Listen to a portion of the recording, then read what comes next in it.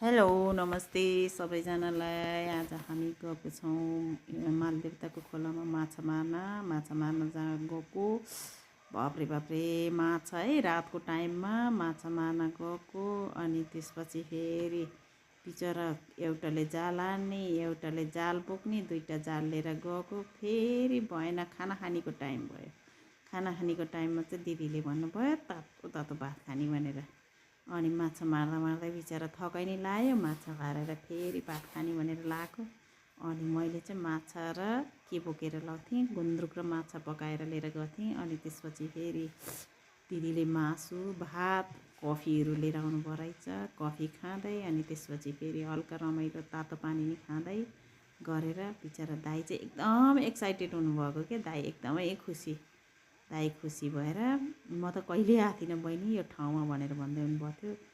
एक त हामी दाइकै कारणले नि गएको, बिचरा एकदम जान मन लाग्यो कि दाइलाई। अनि त्यो भएर दाइ अनि फेरि बुढो छ बिचरा, जाल हानेकै।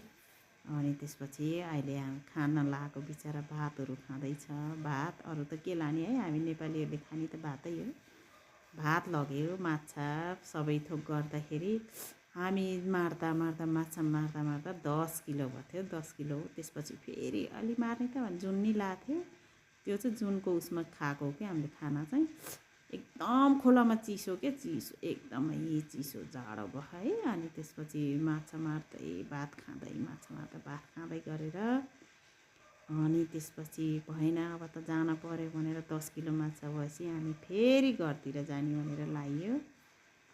खुसी, एकदमै खुसी भएर दाइ त बिचरा खाना खाएर ओरेर एकछिन मारियो फेरि माछा, एकछिन मारेर फेरि अनि त्यसपछि अब घर जाने भनेर हामी चाहिँ 2 बजेतिरै अब है बिचरा खाँदै गर्नुभयो।